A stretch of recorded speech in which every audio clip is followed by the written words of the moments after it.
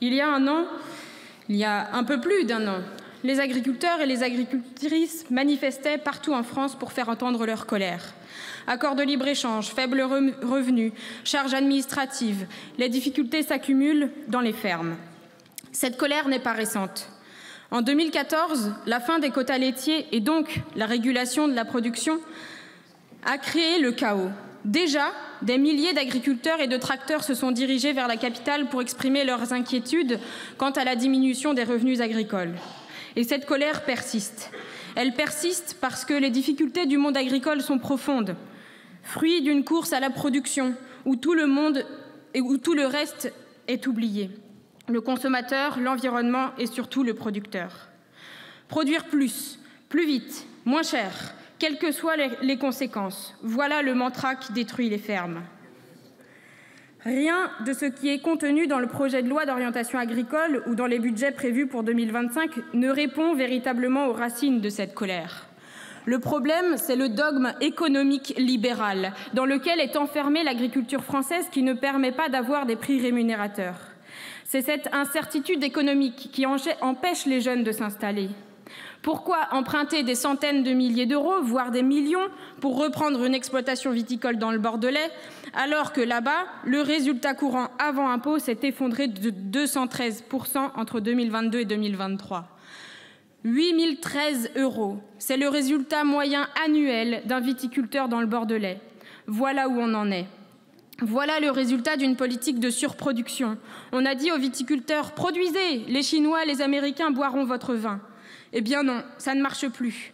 Sans planification de la production, les magiciens fous du marché sèment le chaos et font mourir les producteurs.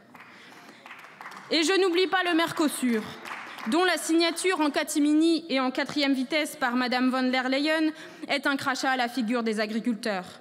Nous verrons qui aura le courage de dire stop à cet accord mortifère lors du vote de notre proposition de résolution s'opposant sans ambiguïté à cet accord. Alors un agriculteur sur 2 partira à la retraite dans la décennie, que 200 fermes disparaissent chaque semaine en France et que les importations de produits alimentaires ne cessent d'augmenter. Que prévoyez-vous pour l'agriculture française ? Depuis 7 ans, la Macronie démontre bien qu'elle n'a aucune vision pour l'agriculture familiale. Un argument de plus pour censurer la politique d'Emmanuel Macron. Les lois Egalim sont inefficaces pour garantir un prix rémunérateur aux agriculteurs et le gouvernement refuse de réguler le marché. Au problème de renouvellement des générations, le gouvernement répond par des fermetures de classes dans les lycées agricoles. J'en profite pour saluer le mouvement social initié par l'ensemble des organisations syndicales des personnels des lycées agricoles bretons face à la diminution excessive du nombre d'heures qui met en péril la formation des futurs agriculteurs. Influenza aviaire, FCO, MHE. On attend que le drame arrive, que des milliers d'éleveurs soient touchés pour accélérer la recherche sur les vaccins. Aux crises sanitaires et aux aléas climatiques, le gouvernement répond toujours trop peu, trop tard. Les seules solutions apportées, des aides mal calibrées, des exonérations de cotisations sociales qui diminuent le budget de la MSA, premier interlocuteur des agriculteurs en difficulté. Et vous, au Rassemblement national, vous n'avez pas plus de vision pour l'agriculture que la Macronie. Entre la parole et les actes, nous avons du mal à savoir ce que vous souhaitez vraiment. Permettez-moi de trouver ça ironique de votre part de proposer un tel débat dans l'hémicycle. Pendant que Jordan Bardella vante les mérites de notre terroir dans une foire agricole, en commission des finances, vous proposez la suppression des financements de l'INAO, l'organisme qui gère l'ensemble des signes d'identification et de la qualité de l'origine d'un produit. Alors même que les AOP et autres indications d'origine protégée sont un levier formidable pour le marché intérieur comme à l'export pour valoriser nos produits et rémunérer dignement les producteurs. Je rappelle quelques chiffres. Prix des 1000 litres de lait en AOP compté autour de 650 €. Prix du lait moyen en France autour de 450-470 €.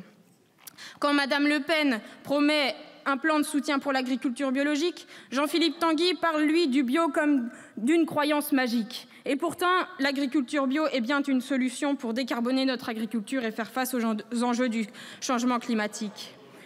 Il y a la parole et les actes. Le Rassemblement national a beau communiquer sur son soutien aux agriculteurs, ses votes soutiennent clairement le système en place, qui mène à la disparition des paysans et des fermes. La preuve, la loi visant à garantir un revenu digne aux agriculteurs, vous ne l'avez pas votée. Le monde agricole est à bout de souffle. Je le vois dans ma famille, je le vois dans mon village, je le vois dans mes déplacements. À bout de souffle car il n'y a plus de bras, plus de jeunes qui veulent s'installer. À bout de souffle car il y a trop de travail et de charge mentale dans les fermes. À bout de souffle car les fermes sont trop chères, les prix sont trop bas, les aides mal réparties. Vous voulez une vision, nous en avons une. Au service des paysans et des paysannes, des ouvriers de l'agriculture et de l'agroalimentaire, des jeunes qui veulent s'installer. Voici notre vision.